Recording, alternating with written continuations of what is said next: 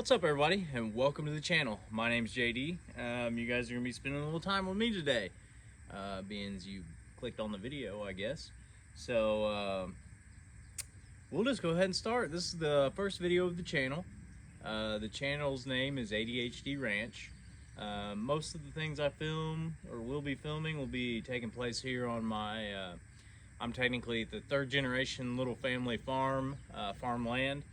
It was never really an actual farm per se. We had a bunch of horses over the years and just different animals. We've got approximately 60 to 65 acres, in which 30 some of it is pasture. Then we've got probably 10-15 acres of hillside, kind of brushy, and then the rest is all wooded. Excuse me, allergies this time of year. But yeah, so this channel is going to kind of be dedicated to me transforming the old farm into a productive ranch, I guess you could say.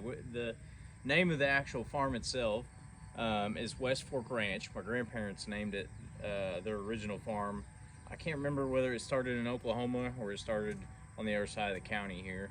But anyways, this channel is kind of going to be dedicated to life here on the farm and what all I get into, whether it be working on tractors or doing hay equipment, hay videos, to chicken tractors and chickens and pigs, and hopefully long-term cattle. Will be building fence, a little bit of everything. That's kind of the idea behind the ADHD Ranch, is that you just don't know what you're gonna get into out here. So with that being said, with no further ado, today's video, we're actually gonna be just doing a little walk around and covering my hay equipment that I have here on the farm. I've over the years slowly acquired a few little pieces of equipment here and there so I could eventually turn the farm back into a productive farm, I guess you could say, and turn the fields back into hay. Before I get farther on that, the 20 acres, you can see there's corn and everything behind me. The 20 some acres here behind me we lease to a neighboring farmer. He does corn and soybeans in a rotation every year. This is the last year for corn, and then he's got 1 year left on his contract for beans, and then after that year, this 20 acres behind me is going to be turned back into pasture, is the game plan, and for hay production and hopefully cattle of some sort. But yeah, back to the equipment. I kind of have taken on, I don't know if any of you guys follow, he doesn't do YouTube anymore, he come out and said that he was done. But Pete from Just a Few Acres Farms, I've followed him. I've to a T with a lot of his stuff. Of course, tweaking things and making things work for myself. But on the equipment side of things, I've kind of followed his method of buying cheap or junk or old equipment and fixing it up. So we'll be talking a lot about that today. Most of my stuff has come from Marketplace, and I think the most expensive piece of equipment I may have spent $600 total on, and I've made many square bales so far.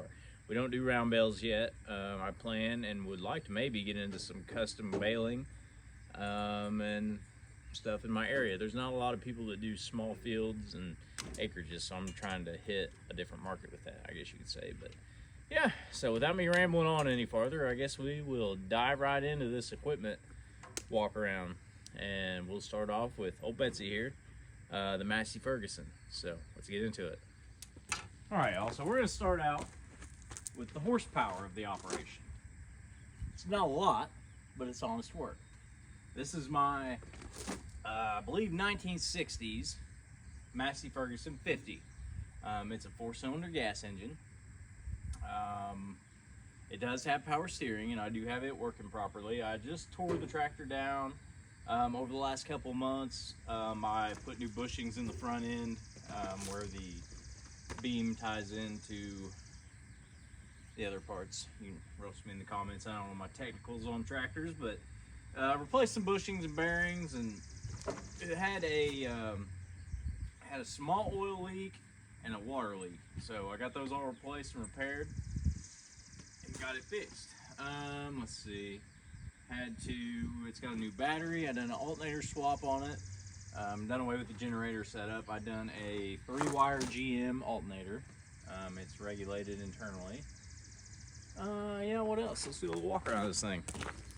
So, back in the day, my grandpa used to have a couple tractors, but they were like Farmall H's and M's and the Farmall variety. This Massey Ferguson has been an awesome little tractor. This probably is the most expensive piece of equipment that I've purchased or traded for. I traded a 6-speed manual transmission for this, so I might have $1,500 in it, but like I said, solid little tractor with power steering. I believe these are 40 horsepower at the crank, and you end up with like 34 to 36 maybe, I think, at the PTO when they were new. Again, it does have the just done an oil change on it. Also, it has the oil filter instead of the, has the canister versus the, these factory came with like a, maybe I'm thinking the canister was what it came with factory, but it had like a paper filter inside of a metal canister that screwed on. So we done away with that.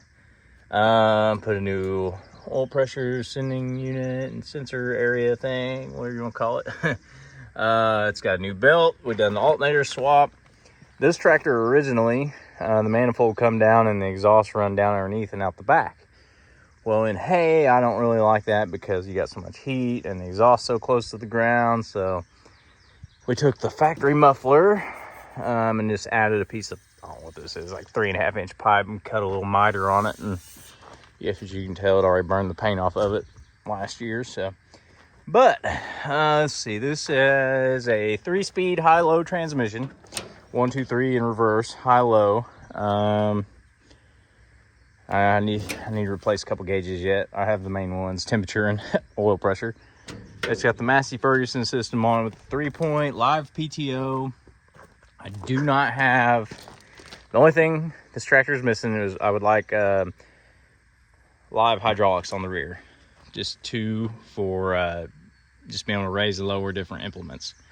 PTO works good. It's a little worn out. It's, when I took the factory tack out, it had around 3,000 hours.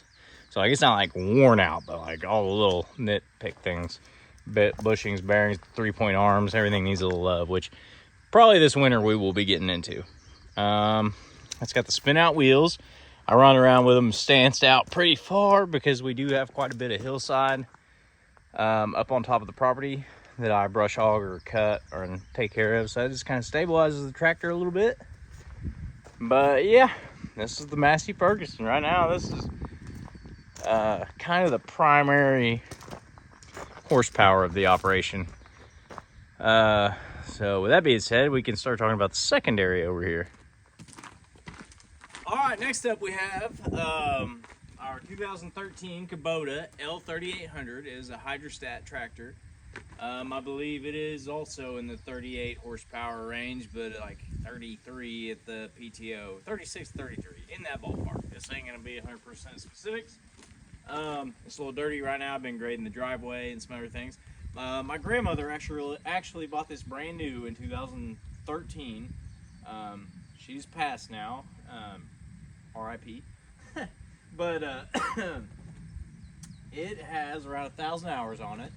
At some point in time, she had overheated it, and we actually had to have a new engine put in it here this year, beginning of this year. So it's got a brand new engine with like 80 hours on it. So it's basically a brand new tractor. It is 4-wheel drive. Like I said, it's hydrostat. Got high, low, mid-range, 3-point hydraulics. It does have the loader on it with quick attach for, we've got currently a bucket and just pallet forks for it. I would like to eventually add third functions and some different things like that. Doing the square bales, if anyone's ever seen, I'll try to put a picture in here somewhere. People use accumulators, which catch all the square bales as they come out of the baler and put them in like a nice 4x4 pile, and then they can make an attachment for front end loaders where you can come up to this 4x4 pile and grab them. It's got little hooks. I'll try to put a picture in here of it, but I'd like to do that eventually, maybe make it a little easier than throw in square bales or that small. But yeah, so this wasn't technically purchased. This is just part of the farm. Been around, we use it for this and that and the other.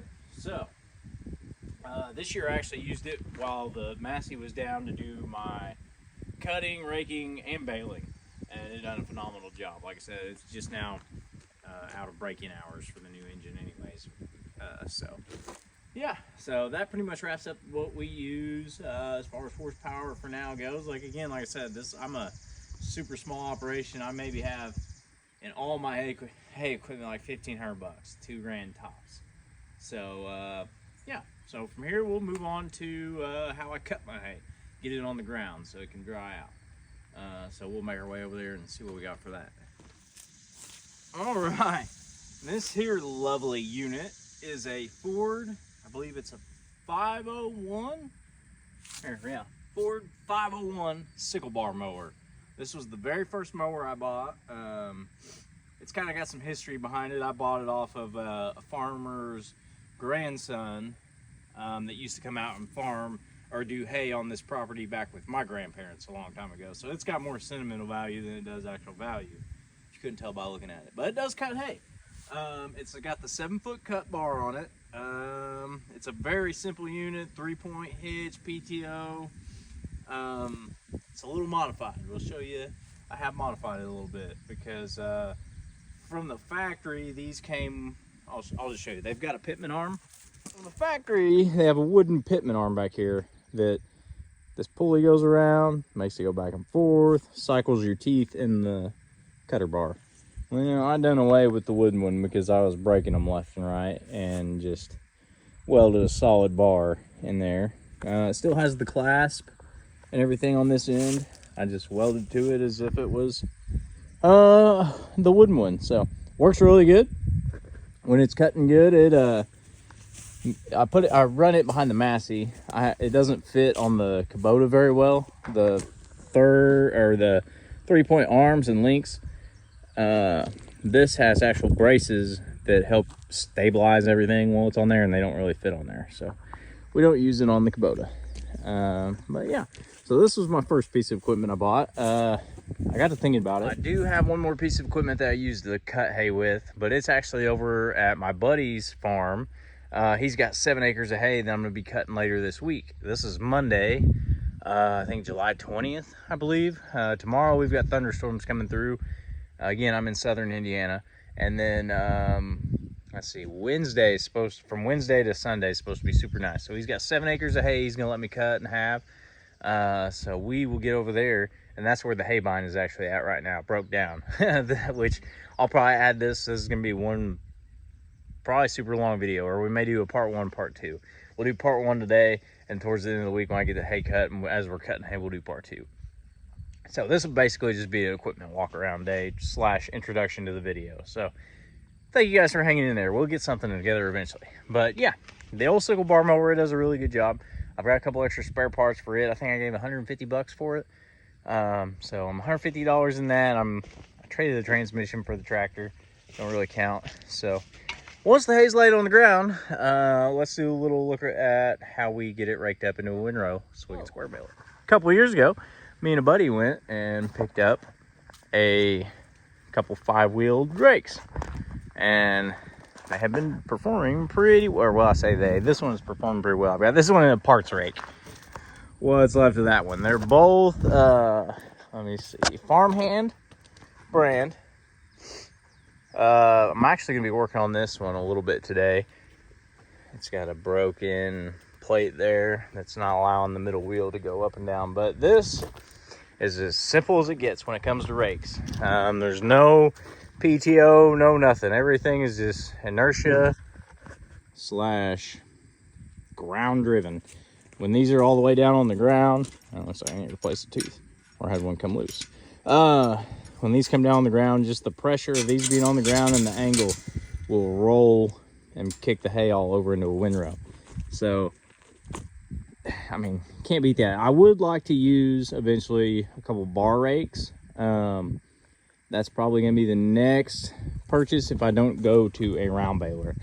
But we've got that rake, and then this is kind of my parts rake. I'm probably going to be robbing a couple parts off of this today, actually, and switching over and getting it on to that rake. So that way I'm ready to go here towards the end of the week whenever I need to start cutting hay. So, yeah, a little old hay rakes. They do really good. I think I gave $300 for the pair. At the time, they both had wheels and tires, so we just drug them home from a local town, probably about 30 minutes away. Excuse me, I'm just full of it today. So yeah, that is how we rake. So without further ado, we might as well just jump right into the baler. Baler is my prized possession. I gave $350 for it. And all I've really had to do was clean it, grease it. I did adjust the timing a little bit on it, and I cleaned up the knotters and put new knotter knives on it. Other than that, I've probably in the last 2 years made 600 bales with it. So, and probably 300 of those bales were corn stalk bales, which we can talk about that in another video. The farmer will come in and do his corn, and then I'll brush hog it and rake it up, and it's like a silage bale, I guess. But yeah, so this, I'm not 100% sure on my years. Is my, oh, here you go. I won't lie to y'all, it'll say, I don't say what year. This is my International 430T, which stood for all twine square baler. Yeah, there we go, all twine. This baler, because when they started switching to the synthetic and or the plastic strings, a lot of the old square balers were having trouble cutting it, and they just weren't, they didn't handle this twine very well versus the brown. I don't know the technical term for the brown, the stuff that will actually decay and rot. So this baler was designed specifically to run all the different kinds of twine, and it actually does a great job. This is what it originally came with. It had 2 rolls of this, and I finally run out of the blue and have switched it over to our local Tractor Supply. Had some of this orange, and it's actually liking this orange stuff a little better. I don't know if it's because it's lower tensile, but it makes a solid bale. I'll do one-handed, but what more could you ask for? I did go through this pickup cage. This whole assembly drops out with like 2 pins. I'm getting pretty good at working on this stuff. So this whole assembly comes out. It's got all new teeth, all new bearings and everything. All new. I had to replace a couple guide plates for the rollers that made the teeth, that adjust where the teeth are at depending on the rotation. I'd say this winter I probably am going to take apart the I don't know what you would call that, stroke arm, and put new bushings in it. It's not bad, but you can definitely tell it's getting some play in it on the forward and back. So wouldn't hurt to snug that up a little bit. Other than that, I've only had to replace the shear pin once. It doesn't need a jack. It's laying on the ground. I haven't got that far yet. I got like 1 jack I share between all the different pieces of equipment. So a little rundown on the operation of this unit. This will pick up the hay. These little teeth spin, pick up your windrow. This little corkscrew looking unit spins, pushes the hay over, which allows this arm inside there to grab the hay and pull it over into this chamber, where the plunger back there that arm is attached to shoves, and then at the same time cuts the hay, cuts it off so it's a nice clean flake of hay, compresses it back here into the bale. As the bale comes back, it spins this wheel, lifting this arm, which will eventually trip, let's see, these needles, which will stab through the bale, pushing the twine in, where this here bill hook will grab the twine, and some kind of magic happens and it makes a knot. Not 100% sure. But it's been a good baler. Yeah, I just done 36 bales off the hillside earlier this week. So yeah, Old International. I do plan I would like to do a round baler, but I'm trying to stay towards small sides of the equipment spectrum, and would like to get something that does maybe a 5x4 bale, or something that I could do with a tractor under 60 horsepower, let's say. I'm not trying to get real big with the operation and equipment at the moment. But I think Heston makes one, and there's a couple different models that make I think Vermeer makes a smaller square or round baler, so we'll see. They're all twine wrap, I believe, which is what I would want.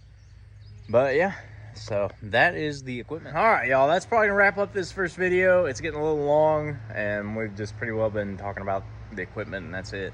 Not been doing much else. So that's gonna wrap up part 1 of the introduction slash whatever you would like to call it to the channel slash the hay season. I will be getting video of the hay bine here soon. I'll put a picture of what it looks like. It's a Heston PT7. It's a roller conditioner hay bine. You can Google it and see what it is, or you can wait and watch the next video and see what it is. We may end up making it over there tonight to work on it. I am working on equipment the rest of the day and gonna have a couple videos for that, or at least one. I'm gonna do a video on fixing the rake and getting it ready to go. The baler doesn't need anything, so it's good to go. The sickle bar doesn't need anything. We might do like a maintenance slash repair the rake and get over and repair at my buddy's farm the hay bine. So then after that video, we're gonna do a full-on from cut to stacking the barn hay video, doing square bales with what I got. So there'll probably be breakdowns and all kinds of, I don't know, we'll see. I done good to get my 3.5 acres that I do right here close to the house done. So we will see how the 7 acres goes. And his stuff's really thick, and obviously since the hay bine's over there and broke down, I've obviously already been over there and tried to cut it once. The hay bine, to be fair, that was the first time using it, and I bought it off Marketplace for 350 bucks. So I've already replaced several bearings, bolts, this and that. But perks of having a buddy that'll let you cut his field and let the equipment be yard ornaments basically for a couple weeks. Plus, Indiana's weather has not been the best between the rain and plus work. I work full time still too. So yeah, welcome to the channel. So that being said, I'm gonna hop off here and we're gonna get to work on the rake and doing a few other things around here, and that'll be on our next video. So stay tuned for that. Appreciate you guys. If you'll follow the video, if you like the content, leave recommendations, what you would like to see, and we'll go from there. So stay tuned.